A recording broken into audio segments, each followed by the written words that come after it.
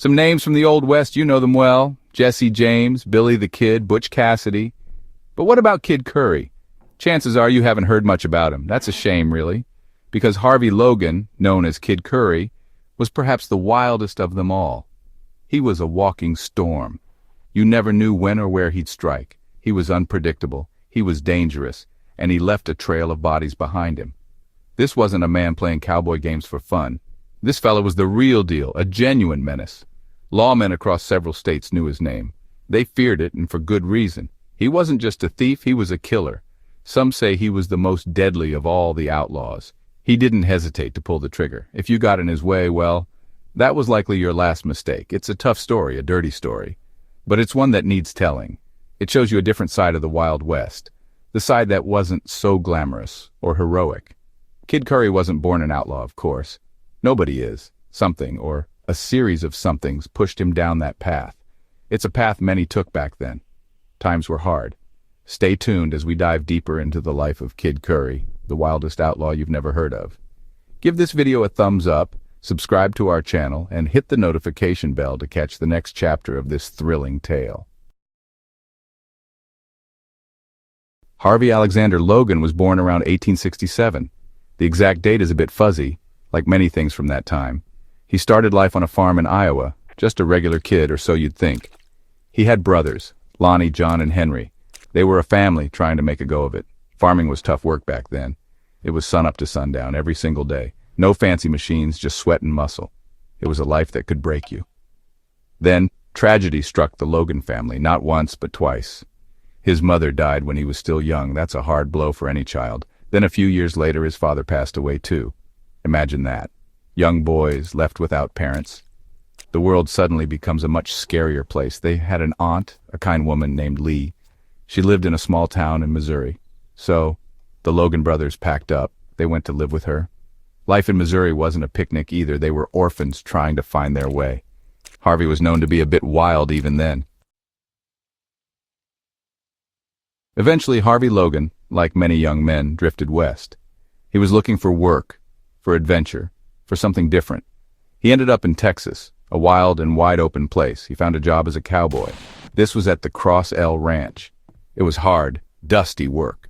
Long days in the saddle, branding cattle, mending fences. It was a tough life, but it suited some men. Men who didn't mind the dirt and the danger. Men like Harvey. At the Cross L, Harvey learned the ropes of being a cowboy. He learned to ride well. He learned to handle a rope and a gun. These were essential skills in that part of the country. He was good at it. He was strong and capable. But more importantly, he met someone there. Someone who would change his life forever. His name was George Curry. George was a bit of an outlaw already. He was known as Flat-Nosed George Curry, a memorable name for sure. Harvey and George hit it off. They became fast friends. Maybe they saw something similar in each other. The life of a cowboy often involved letting off steam. After long weeks on the trail, towns meant saloons. Saloons meant whiskey, cards, and sometimes trouble. In 1894, Harvey Logan, now often called Kid Curry, found himself in Pueblo, Colorado. He was with his brother Lonnie and their friend, the original George Curry. They were in a saloon. What happened next is a bit murky, but it ended in violence. The kind of violence that changes a man's life for good. A fight broke out. Some stories say it was over a woman. Others say it was a drunken argument that got out of hand. Whatever the cause, it turned ugly fast. Pike Landusky, a local hardman, was involved. He and Kid Curry tangled. Punches were thrown. Then things escalated. Landusky reportedly hit Curry with a branding iron or a heavy object. Curry, enraged and possibly injured, fought back fiercely. He wasn't one to back down from anything or anyone. In the chaos of the brawl, Pike Landusky ended up dead. Kid Curry was the one who killed him. Some say it was self-defense. Others say it was murder. The law didn't much care for the distinction. A man was dead, and Curry was responsible. He and his companions knew they were in deep trouble. After the Pueblo incident, Kid Curry was officially on the run. He needed allies.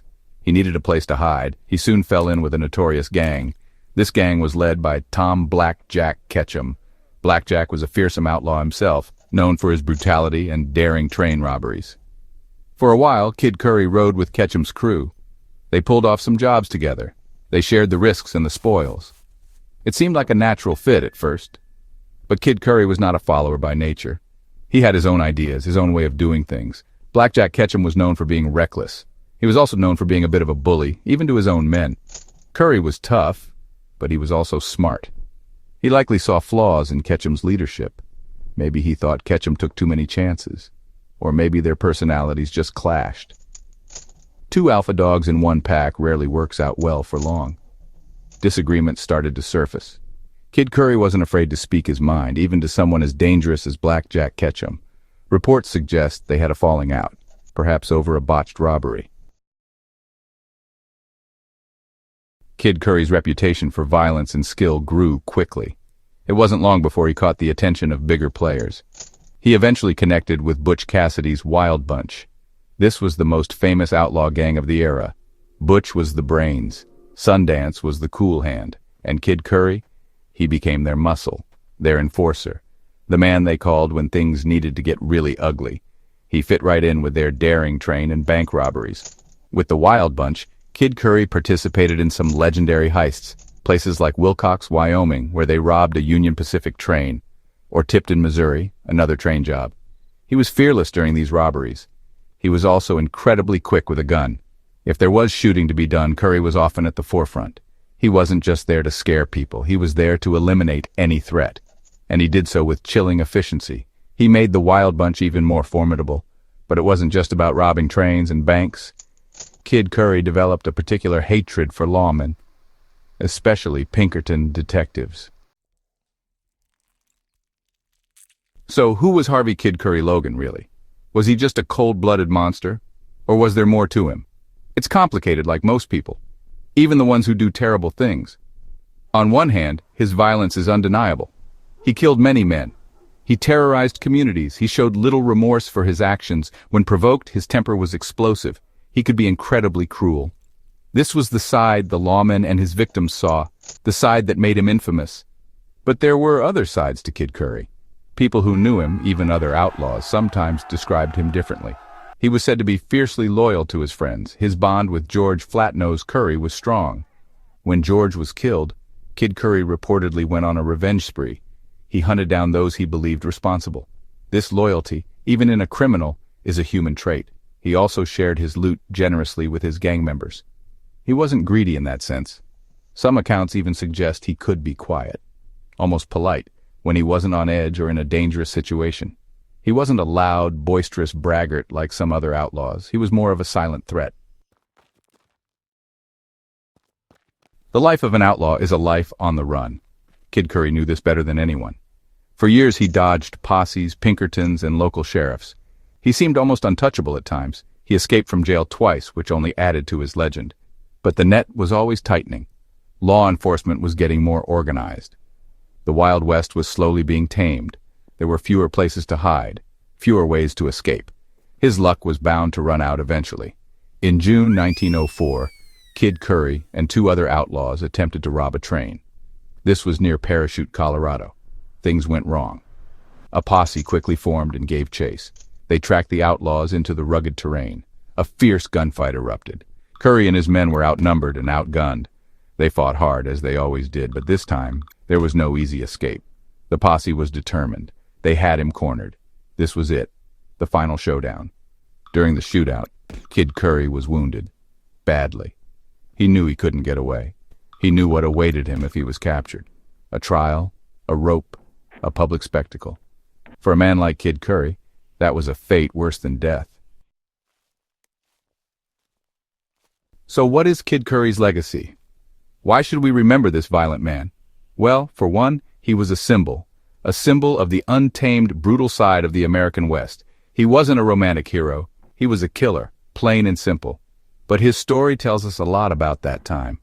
A time of rapid change, of lawlessness, and of desperation. He was one of the last truly feared outlaws. A holdout from a wilder age. His death felt like a chapter closing. He's not as famous today as Jesse James or Billy the Kid, maybe because he didn't have a Robin Hood image, or maybe because his story is just too dark, too brutal. There's not much to romanticize about Kid Curry. He was efficient, deadly, and driven by something fierce. The Pinkerton Detective Agency certainly never forgot him. He killed more of their agents than any other outlaw. He was their nemesis, their public enemy #1 for a long, long time. His impact on law enforcement was significant. Men like Curry forced the authorities to become better, to become more organized, more determined. The hunt for him spanned multiple states and involved countless man-hours. His ability to evade capture for so long was legendary. It pushed lawmen to their limits. Thank you for watching. Come back for more exciting stories.